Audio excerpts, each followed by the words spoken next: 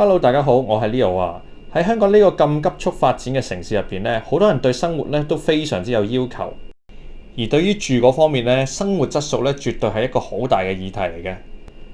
但對於一班咧真正睇開豪宅、識得享受生活嘅買家嚟講咧，其實佢哋更加嚮往嘅係就係一份可以喺鬧市核心，同時可以擁抱到寧靜嘅平衡。今日咧，我帶大家行入呢個九龍區其中一個最珍貴豪宅圈又一村。為你介紹嘅唔單止就咁睇一個新盤，而係去睇下呢個香港嘅世界品牌點樣去重塑呢塊土地嘅歷史。呢個係新世界即將推出嘅豪宅作品奧韻 Pavilia Rosa。點解新世界嘅盤往往都一種好獨特嘅氣質呢？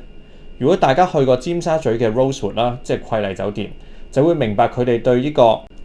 The Artisanal Movement， 亦即係佢哋講嘅工匠精神嘅執着。呢個係新世界2015年鄭志剛先生提出嚟嘅一個概念，係要將傳承同埋生活結合嘅一個理念嚟嘅。咁新世界咧就將呢套美學帶入咗嘅 The Pavilia Collection 嘅住宅系列入邊。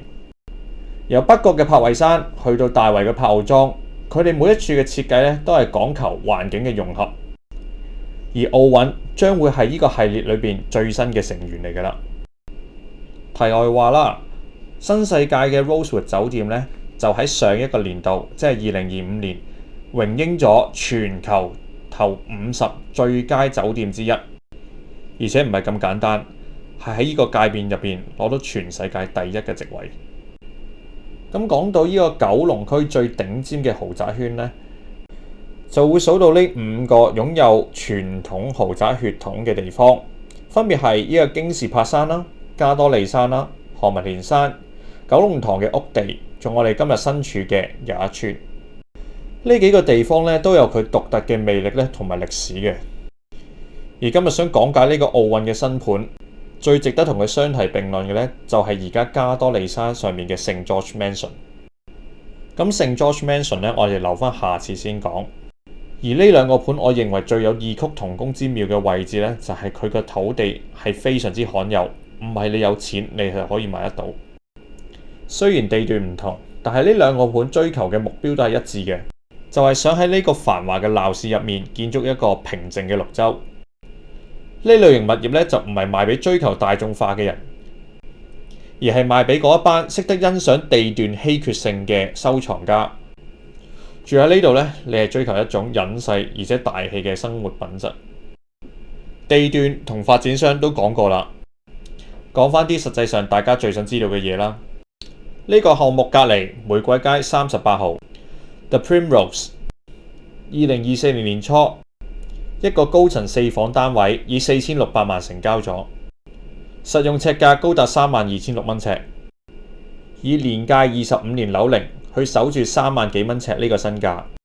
直接反映咗市場對玫瑰街呢個地段非常之有信心。對於專業嘅買家嚟講，呢啲就係核心資產。二手市場成交都反映咗呢個價值，所以嚟緊發展商對呢個價錢嘅定位都非常之清晰㗎啦。買豪宅除咗買樓宇嘅質素之外，更加係買一個鄰里嘅環境。出咗玫瑰街個迴旋處，其實正正就係又一村花園俱樂部嚟㗎。會籍係以百萬計嘅，入邊嗰種老牌豪宅嘅社交氛圍呢，都係要幾十年嘅時間去醖釀嘅。所以相比起好多新發展區啦，我所謂追求嗰種叫做新鮮感啦，其實喺呢邊又一村嘅業主咧，更加重視一種身份文化，即係呢一種對地段嘅身份認同咧，喺好多新區嗰度咧，暫時咧都好難以模仿嘅。喺呢度咧，你可以隨時切換你嘅生活節奏，行10分鐘你可以去到又一城，感受下佢哋嘅生活便利。翻入玫瑰街，又即刻可以享受翻嗰份寧靜。對於呢一種生活嘅掌控感呢，先係真正豪宅業主最想得到嘅嘢嚟嘅。咁講到校網啦，呢度必須要講清楚嘅。雖然佢位於九龍塘位置啦，但係佢校網係屬於40校網，講得似係屬於40校網，唔係41，唔好搞錯。雖然滿校網啦，但絕對唔代表佢教育設施好差嘅。其實生活喺度嘅家庭呢，佢哋嘅目光咧都係放眼世界嘅，因為呢個區域其實集中咗香港好多間好好嘅國際學校，當中裏面絕大部分呢都係有呢個 IB 課程，係可以直接銜接外國升學嘅，直頭可以話係國際學校核心圈嚟嘅。附近呢有澳洲國際啦、美國國際啦、耀中啦、英基等等，所以呢一區我都係形容名校生嘅聚居地嘅。位置咁近，可以幫小朋友慳翻好多大量嘅交通時間，可以提供一個更加安靜、更加接近大自然嘅環境，俾佢哋學習成長。總結嚟講啦，奧運其實唔單止係一個住宅項目嚟嘅，係新世界用咗佢哋嘅建築哲學去重新詮釋又一村呢個歷史嘅作品。呢個項目呢，注定只會成為好少數人嘅收藏品啊！因為你喺附近再重新要做一個咁嘅規模項目呢，係都非常之難，